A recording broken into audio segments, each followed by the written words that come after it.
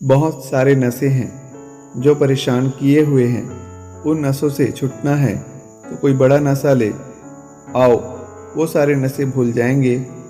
जब तक वो है वो दुख मात्र ही है।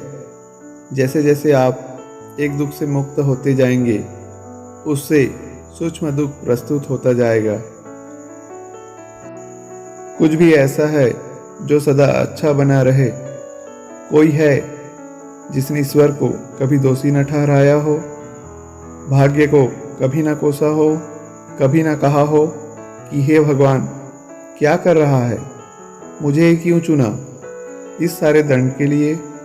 इसका अर्थ जान लो साफ साफ। हमारे लिए कुछ अच्छा नहीं, कुछ बुरा नहीं, सब तुलनात्मक है।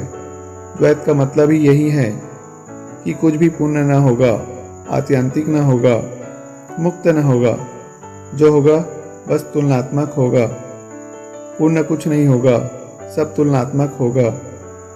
तो जो मिले उसी को जान लेना कि यही दुख देता है। जो दिखाई दे, जो मन पर छाए, उसी को जान लेना कि यही दुख है। अभी सुख लग रहा है क्योंकि दुख कम है। अभी सुख लग रहा है क्योंकि बाकी सब बहुत दुख देते हैं। ये कम दुख देता है। हम दुखों से मुक्ति का एक ही तरीका जानते हैं, एवं कोई और बड़ा दुख पैदा कर लो। शराब के पीछे और क्या तर्क होता है। बहुत सारे नशे हैं जो परेशान किए हुए हैं। उन नशों से छूटना है तो कोई बड़ा नशा ले आओ, वो सारे नशे भूल जाएंगे।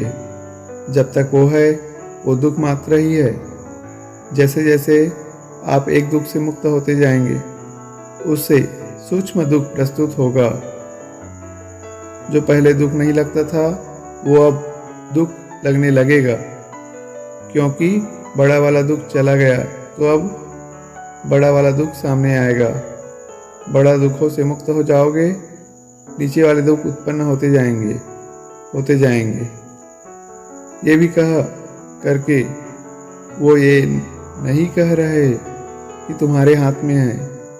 वो ये कह रहे हैं कि तुम तो जब भी देखते हो तो उन्हीं चीज़ों को देखते हो जो तुम्हें प्राप्त नहीं है।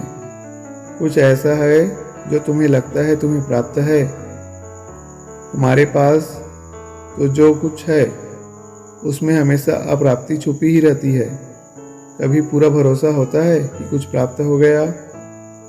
कुछ ऐसा है तुम्हारे जीवन में जो कुछ है जिस पर इतना पक्का भरोसा हो कि कोई भी आकर के कोई खबर देता रहे, कोई बात सुझाता रहे, कोई तर्क देता रहे, पर तुम अडिग रहो कि ये तो छीन नहीं सकता।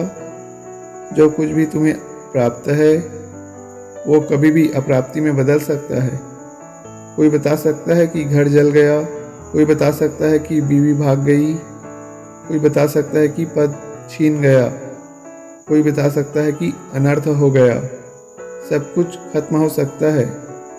तो इसलिए अष्टावक्र को कहना पड़ता है कि आत्मा वो जो प्राप्त ही है, अर्थात जो छीन नहीं सकती। हम तो लगातार छीनने के भय में ही जीते हैं। न दूर है न निकट, काटते चलो। न ये है न वो है। हमारे लिए दूरी भी दुख है और निकटता भी दुख है। प्रेयसी की दूरी दुख है, पत्नी की निकटता दुख है। जो है सो दुख है। इसीलिए जब भी कभी उस परम वस्तु का परिचय दिया जाएगा तो उस सबको हटा दिया जाएगा जो हमारे मन में घूमता रहता है। क्योंकि जो हमारे मन में घूमता रहता है वो सब हमारे लिए दुख है। और जो परम वस्तु है, जो स्वभाव है, वहाँ दुख नहीं है। तो काटना पड़ेगा, निषेध करना पड़ेगा। आप होश में होते तो दुख पाते, पर आप दुख में हो। इसका मतलब है कि आप पहले से ही बेहोश हो, नशे में हो।